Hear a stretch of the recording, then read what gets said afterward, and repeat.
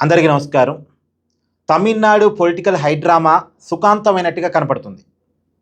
Tamil Nadu political situation గురించి video చేద్దామంటే భయపడే పరిస్థితి. ఇప్పుడు ఒక సమాచారాన్ని చెప్తాం. మళ్ళొక గంటలో మొత్తం కథ రివర్స్ అయ్యే పరిస్థితి. మద్దతిచ్చిన పార్టీలే వెనక్కెళ్ళిపోతున్నాయి. ఇప్పుడు నిన్న ఈవినింగ్‌కి కథ సుఖాంతం అనుకున్నాం. కమ్యూనిస్టులు మద్దతిచ్చారు, వీసీకే మద్దతిచ్చింది అనుకున్నాం. మళ్ళీ వీసీకే బ్యాక్ స్టెప్‌లోకెళ్ళిపోయింది. అండర్‌గ్రౌండ్‌లోకెళ్ళిపోయాడు వాళ్ళ పార్టీ అధినేత. చాలా డిమాండ్లు పెట్టారు. దాని మీద ఇవాళ చర్చలు నడిచాయి. మొత్తానికి ఇప్పుడు వీసీకే పార్టీ కూడా విజయ్‌కి మద్దతు ఇవ్వడానికి ఒప్పుకుందంట ఫైనల్‌గా. సో, విజయ్ బలం 118కి చేరిపోయింది. అంటే 107 వాళ్ళ పార్టీకి అఫీషియల్‌గా ఉన్నాయి. తర్వాత 5 కాంగ్రెస్ పార్టీ, 112 కమ్యూనిస్ట్ పార్టీలు 4 అంటే సిపిఐ 2, సిపిఎం 2, 116. ఇప్పుడు వీసీకే పార్టీ 2, 118. ఇప్పుడు ఉన్నవాళ్ళు ఎవరు జారుకోకుండా ఉంటే ఇక 118 ఉన్నట్టే లెక్క. ఇక ఎవరు జారుకుంటారు? కాంగ్రెస్ జారుకోవడానికి సిద్ధంగా లేదు. కమ్యూనిస్టులు వాళ్ళకి మనం సెల్యూట్ కొట్టాలి. వాళ్ళు ఒక్క మంత్రి పదవి కూడా అడగకుండా వాళ్ళు అఫీషియల్‌గా మద్దతు ఇచ్చారు. మద్దతు ఇచ్చి కూడా మేము ప్రభుత్వంలో అయితే చేరం, బయట నుంచి ప్రజా సమస్యల మీద పోరాటం చేస్తాం. మేము డీఎంకే కూటమిలో ఉన్నాం. డీఎంకేతో ఉన్న ఫ్రెండ్షిప్ కొనసాగుతూ ఉంటుంది.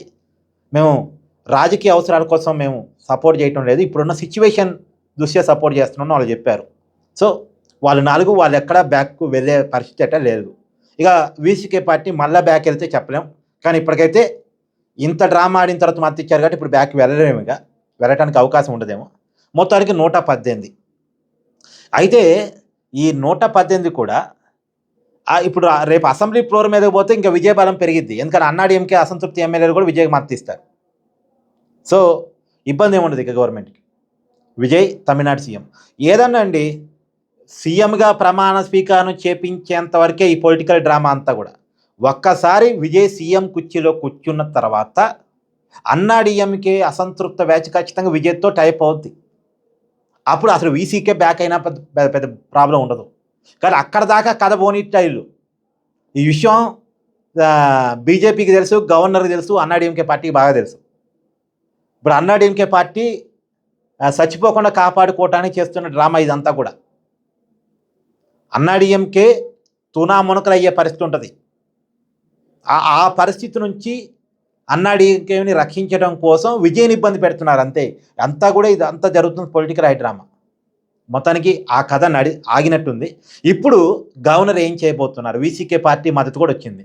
గవర్నర్ గారు అడిగిన 118 సభ్యుల మద్దతు వచ్చింది. ఇప్పుడు గవర్నర్ ఏం చేస్తారు చూడాలి. మొత్తానికి విజయ్ ప్రమాణ స్వీకారం చేపించక తప్పదు. గవర్నర్ పాత్ర అంతవరకే. గవర్నరు ఇంకా ఎక్కువ లాగటానికి ఉండదు. ఎంత లాగితే అంత గవర్నర్‌కి నష్టం, బీజేపీకి నష్టం, అన్నాడీఎంకేకి నష్టం. మీ అభిప్రాయాన్ని కామెంట్ చేయండి.